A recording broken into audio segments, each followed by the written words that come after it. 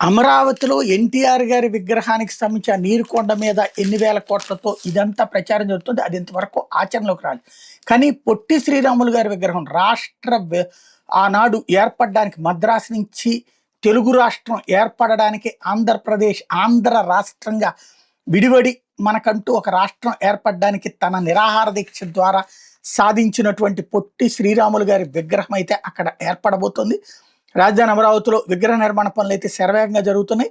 Statue of sacrifice పేరుతో విగ్రహాన్ని ప్రభుత్వమే నిర్మిస్తోంది. పొట్టి శ్రీరాములు గారి 125వ జయంతి ఉత్సవాల ముగింపు సందర్భంగా వచ్చే నెల 16న దీన్ని ఆవిష్కరించబోతున్నారు. 58 రోజుల పాటు నిరాదీక్ష చేసినందుకు గుర్తుగా 58 అడుగుల కాంస్య విగ్రహం రూపుదిద్దుకుంటోంది.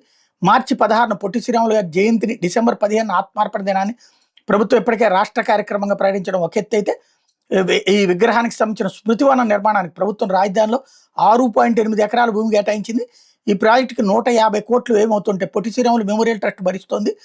ఈ 9S15 రహదారుల పక్కన పశ్చిమముఖంగా ప్రతిష్ఠించే విగ్రహ నిర్మాణానికి మంత్రి లోకేష్ 2020 సెప్టెంబర్ 3 శంకుస్థాపన చేశారు. అక్టోబర్లో పనులు ప్రారంభమైన కృష్ణా జిల్లా బొమ్మలూరుకి చెందిన కళాకారులు అక్కడే విగ్రహ భాగాలను ఆకృతినిస్తున్నారు. దశల వారీగా రాజధానికి తరలిస్తున్నారు. ఇప్పటికే 2 భాగాలు చేరుకున్నాయి. మొత్తం 2 అంతస్తుల వేదిక మీద విగ్రహాన్ని నిర్మిస్తున్నారు.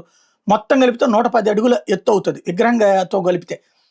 ఇందులో 17,000 చదరపు అడుగులు, గ్రౌండ్ ఫ్లోర్లో 100 మంది కూర్చునేలా మినీ థియేటర్, మ్యూజియం, లైబ్రరీ ఉండబోతున్నాయి. మినీ థియేటర్ పొట్టి శ్రీరాములు జీవిత విశేషాలతో కూడిన 15 నిమిషాల వీడియోని సందర్శకులు ప్రదర్శిస్తారు. ఆయన వాడిన వస్తువులు, ప్రముఖులకు రాసిన లేఖలు మ్యూజియంలో ఉంచుతారు. మొదటి అంతస్తులో ధ్యాన మందిరం ఉంటుంది. 9 అడుగులు ఎత్తైన పొట్టి శ్రీరాములు విగ్రహాన్ని అక్కడ ఆసీనులైన భంగిమలో నిర్మించబోతున్నారు. ధ్యాన మందిరం మీద కమలం ఆకారంతో పీఠం నిర్మించి దాని మీద విగ్రహాన్ని ప్రతిష్ఠిస్తారు. పైనుంచి చూస్తే కమలం మధ్యలో మనిషి నిలబడ్డట్టు కనిపిస్తుంది. 8 కమలం రేకులు అమరుస్తున్నారు. ఒక్కో రేకు ఎత్తు 22.5 అడుగులు. వాటికి ముంబైలో తయారు చేయించారు. మొత్తం బరువు 100 టన్నులు. విగ్రహాన్ని 30 టన్నుల కంచుతో తయారు చేస్తున్నారు. పీఠం మీద విగ్రహాన్ని నిలబెట్టేందుకు లోపల 70 టన్నుల బరువైన ఇనపగడ్డలు వాడుతున్నారు. మొదటి దశలో భాగంగా మార్చి 16 నాటికి 2 అంతస్తుల వేదిక విగ్రహం సిద్ధం చేసి విగ్రహావిష్కరణ చేస్తారు.